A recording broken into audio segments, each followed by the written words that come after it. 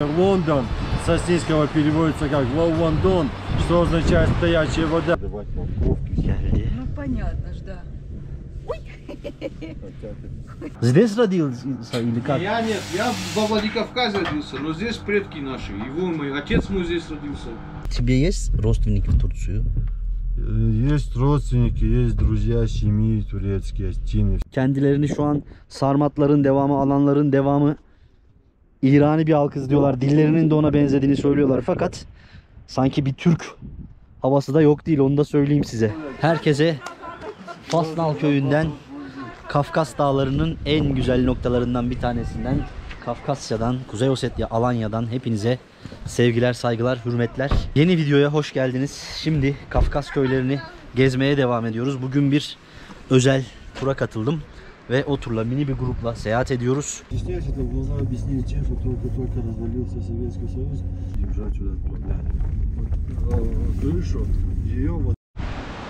Evet, rehberimiz size şimdi burada nerede olduğumuzla ilgili birkaç şey söyleyecek. Да, где мы сейчас? Скажи. Мы продолжаем нашу экскурсию по Дюгорскому ущелью. Вот это водопад называется водопад. Я не помню, как он называется. Ну вот это арт-объект, пойдем посмотрим. Давай. Здесь изображен наш национальный инструмент, осетинская скрипка.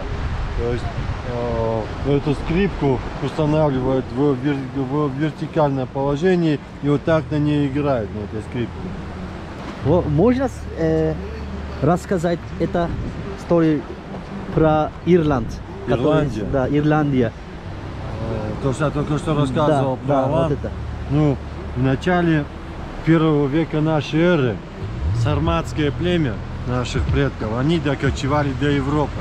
И там столкнулись с Римской империей.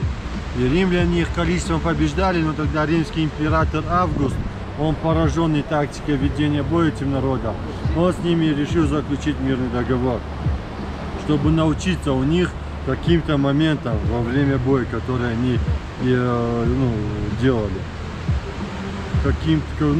Перенять у них тактику ведения их боя. И по условиям этого договора 8,5 тысяч сарматских всадников перешли воевать на сторону Рима. Из них 5,5 тысяч были отправлены в Британию защищать римские границы от набегов местного населения. Там римлянами, еще императором Адрианом, была возведена стена, которая ограждала римские границы. И наши предки там осели в количестве 5,5 тысяч воинов. И в то время они там были единственной силой. И подавляя все вокруг себя, они там начали распространять свою культуру. И многие историки сходятся в том мнении, что легенда о короле Артуре и рыцарях круглого стола, в этой легенде вот эти сарматские всадники и сарматские воины подразумеваются. На осетинском языке Осетия называется Иристон, или коротко мы называем Ир. В Британии есть Ирландия. Коринленд – это край, а Ир – это Осетия. В Ирландии есть город Белфаст. С осетинского переводится как треснутая лопата, фаст-бел. На гербе этого города раньше изображалась треснутая лопата. И там старожилы отмечали праздник, которому варили осетинское пиво и готовили осетинские пироги старожилы. И еще много разных примеров историки приводят в доказательство этой теории. Например, Лондон с осетинского переводится как Лондон, что означает стоячая вода. Он стоит на реке Темза, у которой нет течения. Например, Хохленд, Коринленд, опять-таки это край, а Хох с осетинского переводится как гора. То есть горный край получается. Ну и много еще разных примеров можно приводить. В истории в Европе огромное количество городов с аланскими топонимами, с аланскими названиями, где они осели и уже ассимилировались с местным населением. Понял. Спасибо за информацию. Evet arkadaşlar, bu da az önce de söylediği gibi burası Oset halk çalgısı Hısın Fındır ismi. Burada da işte bu Vadapat vardı. İsmini o da hatırlayamadı ama ben öğrenir yazarım. Sizlere söylerim. Baksanıza, burası da böyle kanyonun içinden akan bir Tabi bu rengi şu an bunun kahverengimsi görüyorsunuz. Çünkü yağmur sularıyla karışıyor ve çok ağaç olmadığı için direkt bu toprağın rengini alıp akıyor. Burada yine benimle birlikte, yani aynı ekipte olduğumuz arkadaşlarımız geziyorlar, fotoğraf çekiniyorlar. Evet, bu şekilde geziyoruz arkadaşlar. Şimdi tabi ilk bölümü izlemediyseniz şimdi kısaca anlatayım. Vladikavkaz'a 1,5 saatlik mesafede Digorya Vadisi'nde, Digorya geçidinde, kanyonunda ilerliyoruz. Şu taraftan geldik. Bütün kanyon boyunca dağ köylerini geziyoruz. Oset kültürünü tanıyoruz. Yemeklerini yiyoruz. Hep beraber burayı dolaşıyoruz. Ve şu gördüğünüz jiple dolaşıyoruz. Buralara zaten tek gelmek veya toplu taşımayla gelmek imkansız gibi bir şey. O yüzden ben özel bir tur aldım. Yani şöyle bir mini gruba katıldım.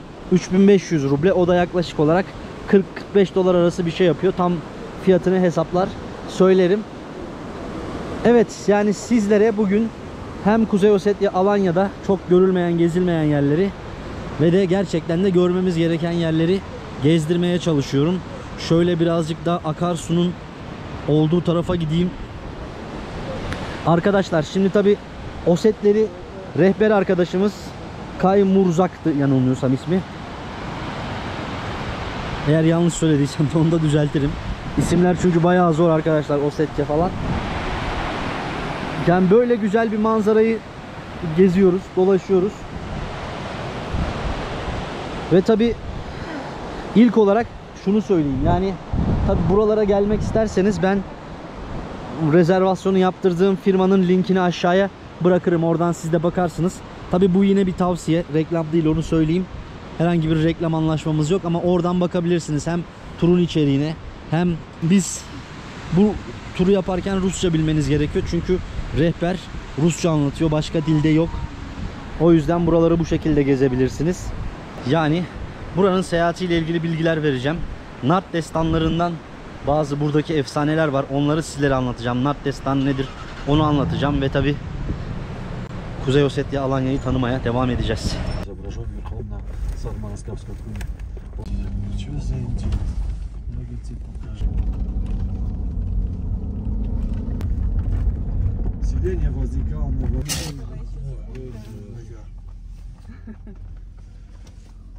Какой необычный.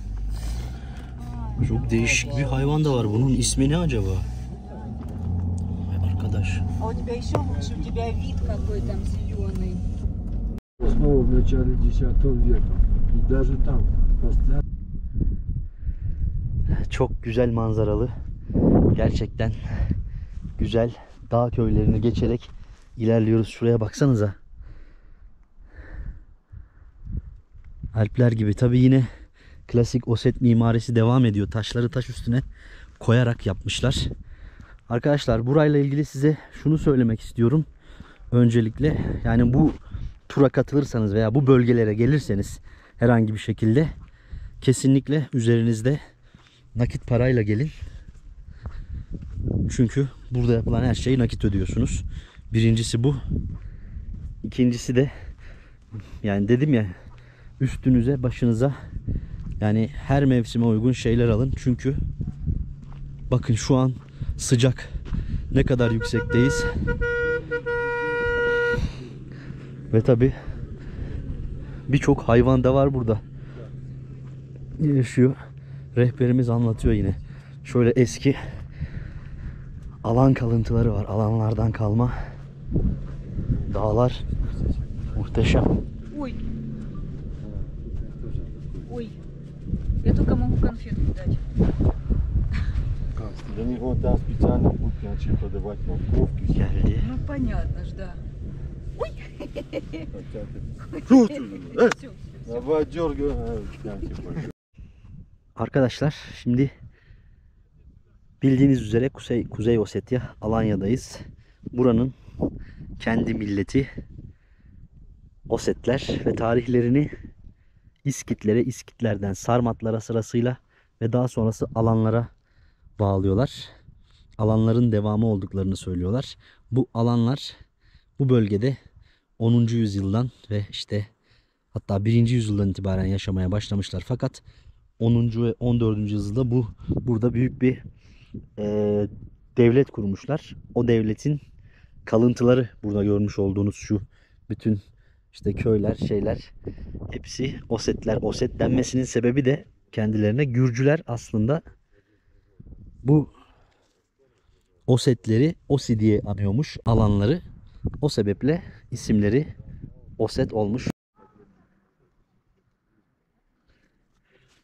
Tabi bu Osetlerin bu dağlarda bu dağ köylerinin kurmasının, yükseklere çıkmasının sebebi Moğol istilası ve daha öncesindeki Hun yani Hazar Türklerinin istilası olarak söyleniyor. Onlardan dolayı buralara kadar çıkmışlar. Çünkü çok korunaklı. Yani biz bugünün teknolojisiyle 1,5-2 saatte anca geldik. Evet. Rehberimiz çağırıyor şimdi. Rehbere de az önce şeyi sordum. Yani daha evvelki videolarda Dargavs'ta aslında anlatmıştım size. Bu alanların bir kolu da işte bu istilalar sonucunda bu bölgeden yani Kafkasya'dan Avrupa'ya doğru ayrılıp göç ediyor. Ve orada Gotlarla birleşiyorlar. Şimdi ben de rehbere anlatırken az önce onun verdiği bilgilere istinaden Katalanların sizinle bir ilgisi var mı dedim.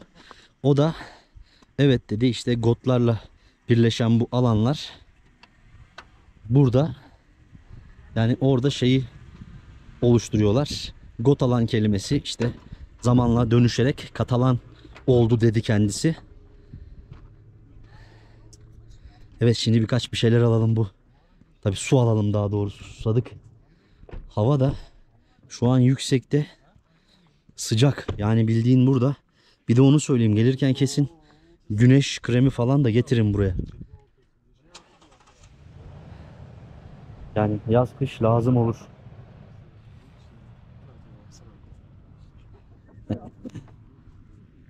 Eşek de birileri bir şeyler alsın versin diye bekliyor valla.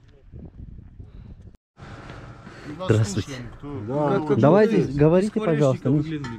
Не, мы смотрим просто человек, что делает, он что делает. А у вас тут, я услышала, кофе Кофе вкусный. есть, да. Ну, насколько вкусный-то вам?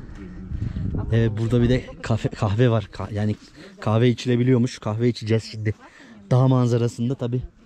Başkaları da var, onları rahatsız etmeyeyim. Orada iki arkadaşımız var, onlarla da konuşmak istedim. Arkadaşlar birbirinden güzel, değişik coğrafi oluşumlar var. Yani alanların tarihini kısaca anlatmak istedim size. Avrupa'da bir bölümleri ve oraya da bağlanıyorlar. Hatta duydunuz İngiltere ile bile bağlantısı olduğunu. Hatta orada ben okumuştum. Yani İskoçya'da, İrlanda'da alanlardan geldiğini söyleyen kabileler var. Hatta Scotland kelimesinin yani İskoçya Türkçesi Scotland kelimesinin İskitlerden isimlendirildiğini söyleyenler var. Tabii konu İskitlere gelmişken arkadaşlar şunu da açıklayayım size. Yani şunu söyleyeyim, daha doğrusu şimdi alanlar veya işte bugünkü Osetler kendilerini söyledim ya önce İskitlere, sonra Sarmatlara ve daha sonrasında şeye bağlıyorlar. İşte alanlara bağlıyorlar. Fakat alanların, ben Karaçay-Çerkesya'ya gittiğimde alanların yani Türk soylu olduğunu söyledim. Hatta birkaç kişi hayır İrani falan demişlerdi ama sonradan yani birçok kaynak anlatan bir arkadaşımız vardı orada. Gerçekten de yani alanların Türk olduğuna dair birçok kaynak da var. Yani mesela şimdi Karaçay-Çerkesya'da Karaçay Türkleri kendilerini alan olarak isimlendiriyorlar. Yani kendi aralarında hala konuşurken öyle söylüyorlar. İskitlerin de Türk olduğuna dair yine bu güzel manzaralar eşliğinde size anlatıyorum. İskitlerin de Türk olduğuna dair sevgili arkadaşlar zaten şey var. Yani 2021 yılında yapılmış, ismini tam çıkartamayacağım ama Science bir şeyle ilgili bir tarih dergisinde genetik kökenlerine bakıyorlar İskitlilerin. Bir kolunun Altaylardan, bir kolunun Urallardan, Orta Asya'dan geldiğini gösteren genetik bilim var. Yani İskitlerin de yüksek ihtimalle Orta Asya menşeili ön Türkler olduğunu söyleyenler var. Dolayısıyla yani evet, kendilerini şu an Sarmatların devamı, alanların devamı, İrani bir halkız diyorlar. Dillerinin de ona benzediğini söylüyorlar. Fakat sanki bir Türk havası da yok değil, onu da söyleyeyim size. Ya bunların hepsi akademik olarak bizzat okumuş olduğum şeylerden söylediğim bilgiler. Tabi yine söylüyorum, eğer sizin daha çok bildiğiniz varsa yorumlayın, yazın ya da konuşalım.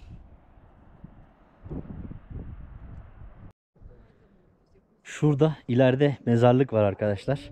Mezarlıkta bakın eski skleplerden de var. Daha doğrusu birçok hani köylerin hepsinin yanında mezarlar ve sklepler var. Bu sklepler Dargavs'ta gördüğümüz gibi şeyler ve mesela yol üstünde Matsuka sklepini geçtik. 12. 14. yüzyıldan kalma mezar yapısı. Alanlar ölülerini böyle taş odalara gömüyorlarmış. Eşyalarıyla birlikte gökyüzünde yolculuk hazırlıyorlarmış.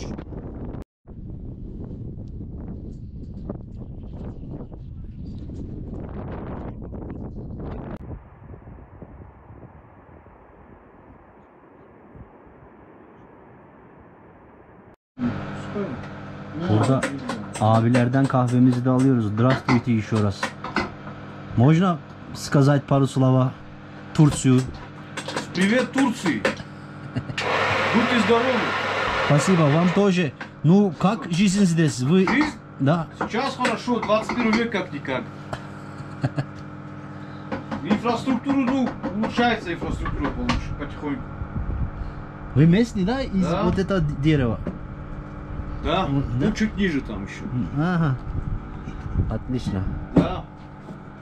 Здесь родился или как? Я нет, я во Владикавказе родился, но здесь предки наши. Его мой отец мой здесь родился, дед мой здесь родился. Evet, yani buranın yerlileriler. Çok спасибо большое. Как осетинский спасибо? Гужник. Gujnik. О, Gujnik тогда. да. Evet arkadaşlar. Böyle buranın yerlileriymiş arkadaşlar. Böyle manzarada turistlere, gelenlere, gidenlere bir şeyler satıyorlar. Kahve, su. Ben de kahvemi, suyumu aldım bakalım. Arkadaşlar bu köyün ismi de Komunta imiş. Yani aşağıda köyleri. Burada da işte manzara terası var. Geliyorsun, fotoğraf, video çekiyorsun, manzarayı izliyorsun. Güzel, temiz havanın keyfini sürüyorsun. Evet, şimdi bakalım. Grubumuz devam etmek isterse başka bir yere gideceğiz ekstra ücret karşılığında. Eğer istemezlerse tekrar şimdi Vladikavkaz'a geri döneceğiz. Evet, dağlar böyle gayet güzel ama dikkatimi çeken bir şey şu, yani bitki örtüsü neredeyse hiç yok. Bizde biliyorsunuz dağ demek uzun büyük ağaçlar demek. Yani baktığında kar da yağıyor, yağış da var. Yağmur da yağıyor arada sırada ama niye yok onu hiç bilmiyorum.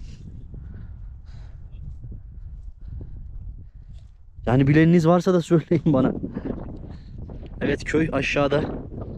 Şurası Komunta. Buranın ismi. Alanya bayrağı da dalgalanıyor orada. Kuzey Ossetya, Alanya.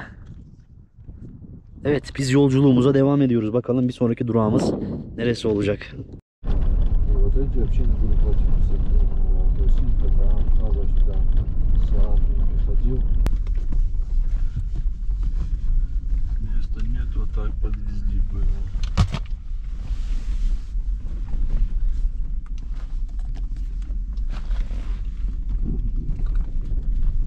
Это турист же, да? Так а сзади что? Сзади что? Во времена царской России, царской администрации завел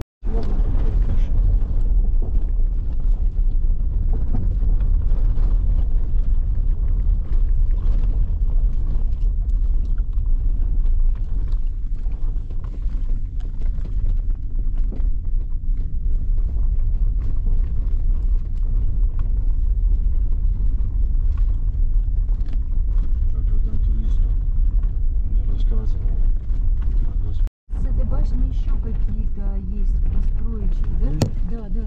Ну да.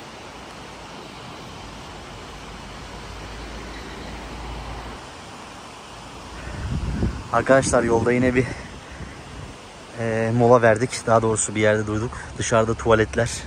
Böyle köy tuvaleti. Evet, burası bir milli park aynı zamanda. Buradan sonrası daha doğrusu şöyle. Biz o taraftan geldik. Oradaki tüm Galyat yolu yani burası. Buradaki bütün köyleri neredeyse ziyaret ettik. Şimdi de ufak bir ihtiyaç molası verdik ve şurayı göstereyim. Aslında birinci bölümde burayı göstermiştim ama yine sizlere şurayı göstermek istiyorum. Çünkü hemen burada kafeler var. İşte kahvaltılar yapabileceğiniz, yemek yiyebileceğiniz yerler var. İşte hediyelikler alınabilecek yerler var. Bir de isterseniz şurada bakkal var, ihtiyaçlarınızı karşılayıp satın alabiliyorsunuz.